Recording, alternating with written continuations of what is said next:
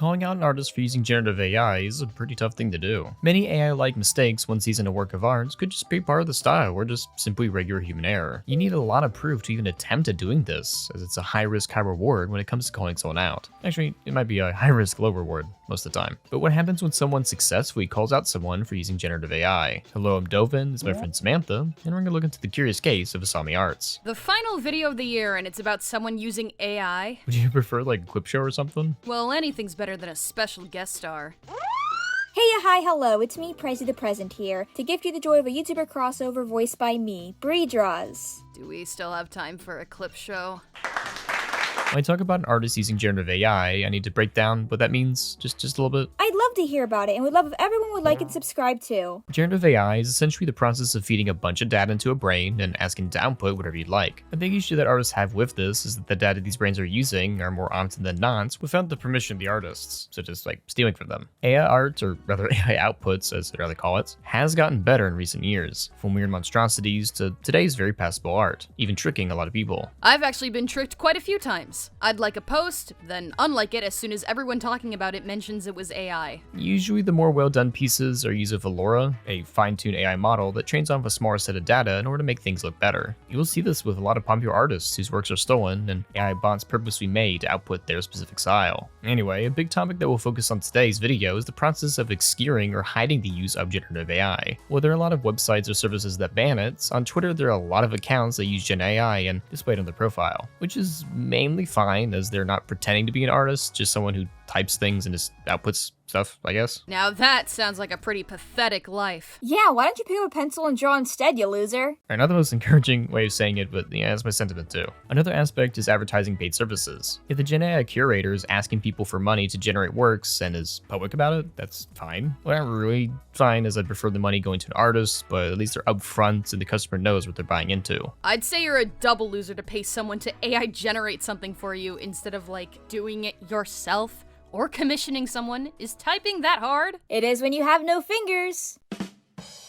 One more topic before we get into the main discussion is whether or not you can learn from generative AI. An issue with a definitive answer is that Gen AI will get better over time, but also maybe it won't. The most common example of it improving would be that of Will Smith eating spaghetti. While not traditional art, is a good demonstration of how technology could improve. But at the same time, everything technology-wise is going up in price like RAM. Oh, you're right, Presy. I bought 128 gigs of DDR5 RAM for about like $270 USD earlier this year, and that same set as the time of writing goes for over $1,000. Damn, that's full PC money right there. But getting back to the idea of learning from AI arts, there are a lot of pitfalls, such as details not making sense, poses being slightly off, or just weird artifacts that the model just assumes is there. But much like learning from pictures of traditional drawings, perspective and hero errors are somewhat similar in nature. Same in that nature is the art of tracing. And tracing is a great way to learn an art, either from tracing poses to learn anatomy or perspective, to even 3D models to get hands right. There are numerous ways in which tracing is perfectly normal and fine in art. The biggest factor against it is the denial of doing so. I used to trace a lot, and not in a good way. I was student from the hard work of artists and passing off as my own. And back in the day, I was also exposed. Rightfully so, I'd say. My art was stagnant because of the prior tracing and just lack of drawing in general. So I'd really only say I've been drawing since 2023 in a more consistent manner, and I'm slowly getting better.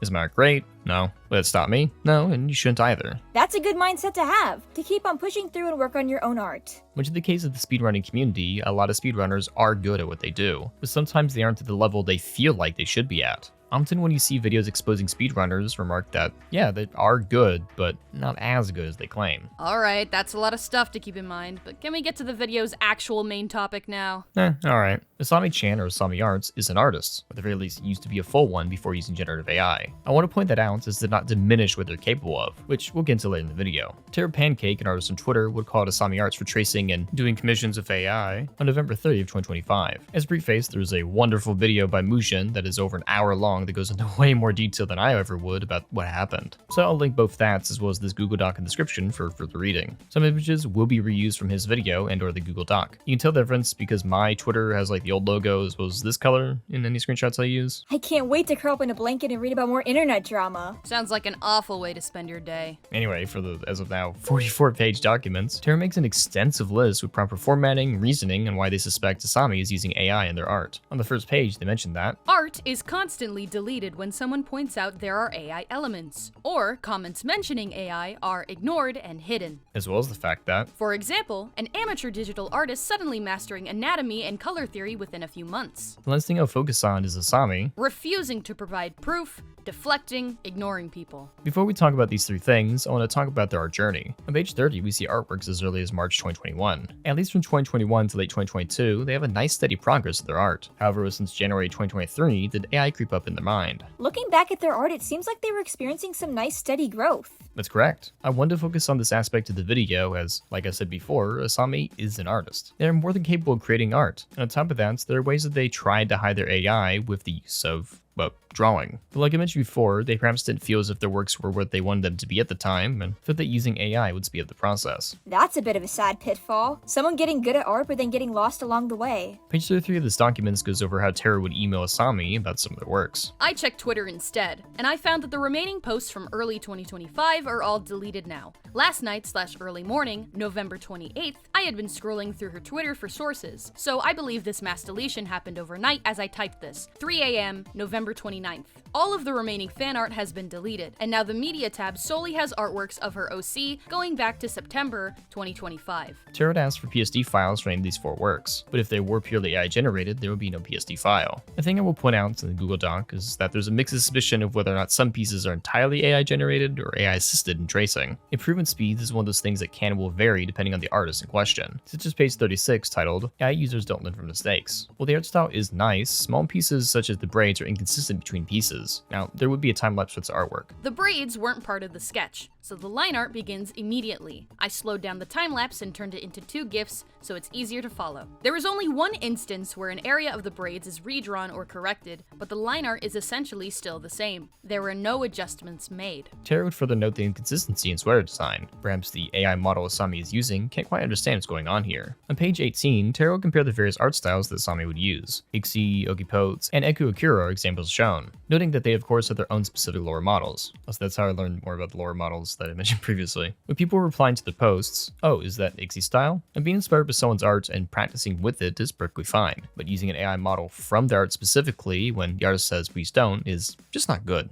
I'd say. On October 10th, Tara wanted to draw off Asami on Magma.com in real time. It's a browser-based app where people can draw off each other at the same time. Asami replied that they don't need to keep proving themselves and that If my previous time lapses didn't convince you, nothing I do now will. What's curious about this response is that it highlights an aspect of situations often not thought about. This artist is isolated. Because of their use of tracing AI or just straight up generating with it, they seemingly don't have a community of other artists with their platform. Not that it's necessarily to do so, but personally working with other artists is quite fun. I would encourage anyone watching this video to draw friends. And personally, I dislike when an artist doesn't follow like anyone, but that's more of a pet peeve than anything else. Well, there's a lot more I could go over. I'm rather going to skip ahead for Asami's response. December 3rd, they would post a picture with the caption, Ah, wonderful, a comedy show. Ah, sorry, I forgot. You preferred the word drama. The tweet is now deleted. They'll make a follow-up tweets about how Tara's only calling her out because the drawings don't get a lot of likes, and implying that she or her followers signed up for her emails to various websites. Maybe you're just jealous. Is always a funny retort. Like, even if I was, you're still doing bad stuff.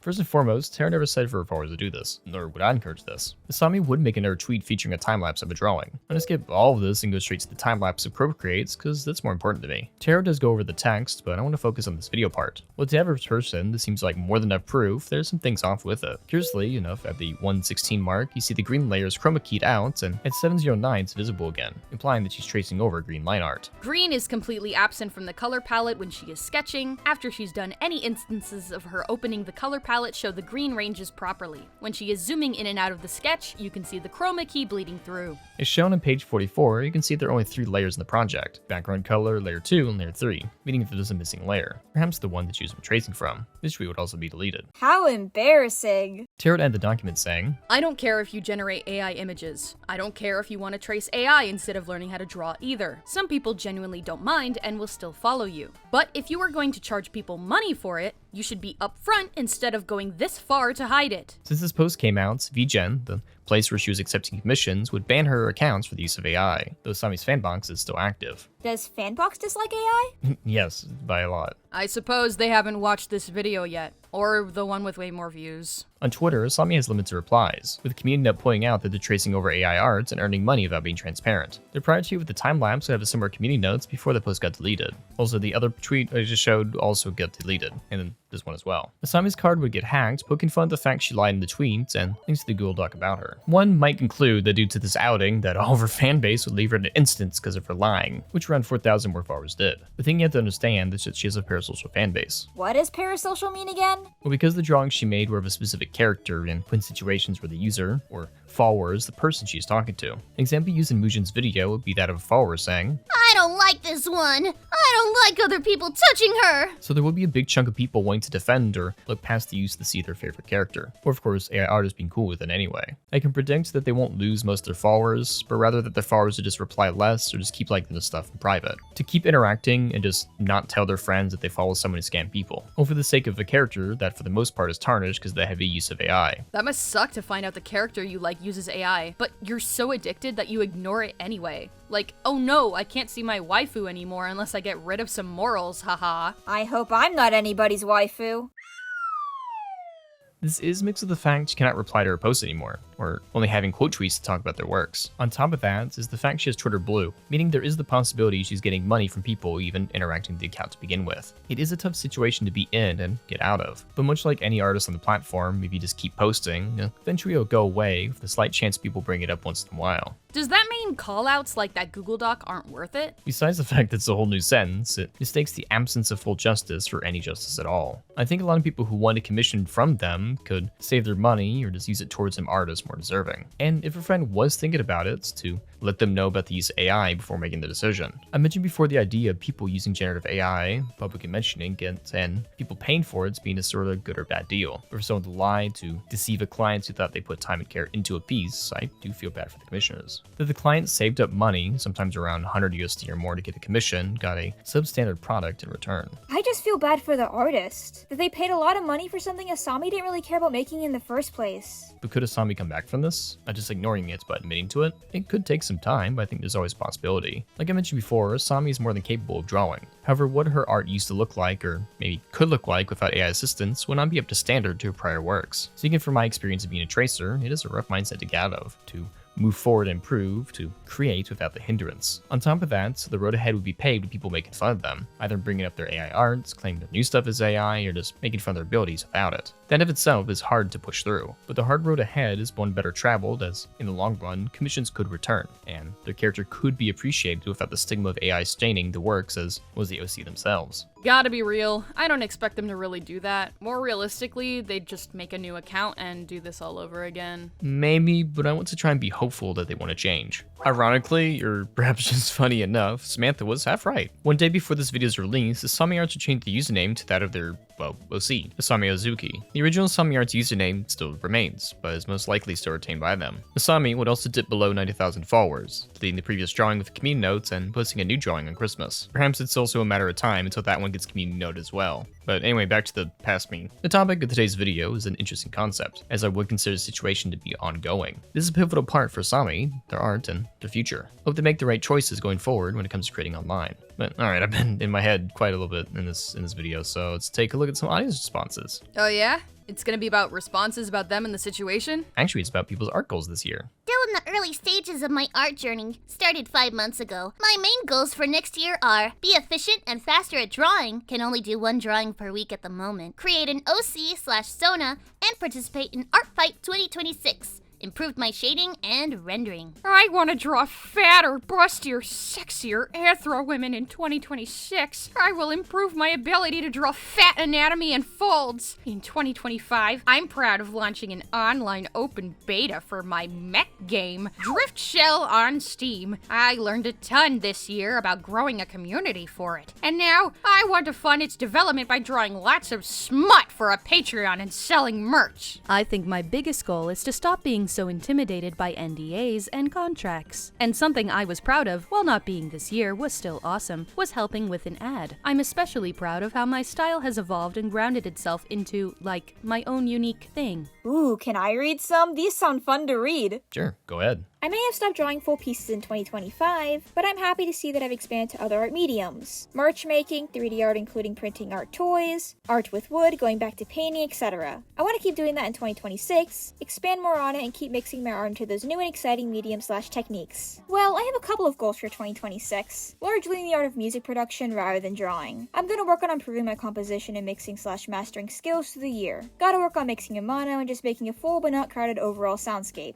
As for art drawing-wise that I've done this year that I'm proud of, I did a drawing of a character of mine in a D&D campaign, and the most recent thing that I'm really proud of is my new profile picture. Really happy with how it turned out. This has been my second year as a full-time freelance artist, so I'm incredibly proud of that as well as getting my first graphic novel published. For 2026, I hope to keep growing and to hopefully finish personal projects like a longer-form comic series, and fingers crossed, a small video game. Even if I don't complete those, I'm incredibly lucky to make a living by creating art for others. Wow, those were very uplifting. Yeah, those were pretty nice to read. When it comes to situations like Asami's, I think about my own art journey and how I went through a similar phase to what they went through. Like I mentioned before, I used to trace a lot and only recently been more consistent in creating. I also used to be live action, but that was like a lifetime ago. And I mainly post my art on Blue Sky, as well as this channel itself. And working with these 2D rigs and 3D backgrounds have been wonderful. At the start of the year, I had a redesign. I also transitioned from a 2D background I made to a 3D one made by my friend Mangoso. Along with the convenience store, I've been having fun drawing out designs and commissioning him to bring them to life. I've also been enjoying getting back into 3D,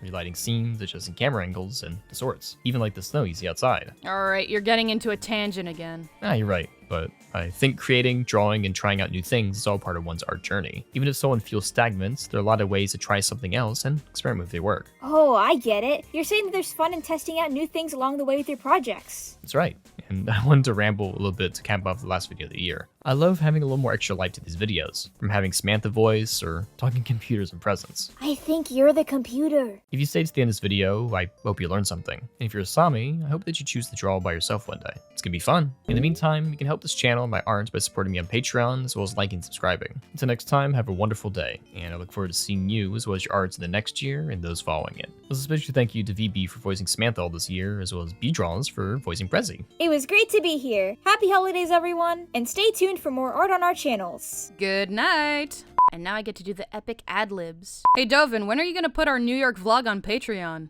And then feel free to answer or just leave it open-ended like a cute little cliffhanger. It'll be so cool. Or you could leave this part in too. That'd be funny. I don't know. Fuck my stupid Chungus life. I don't know.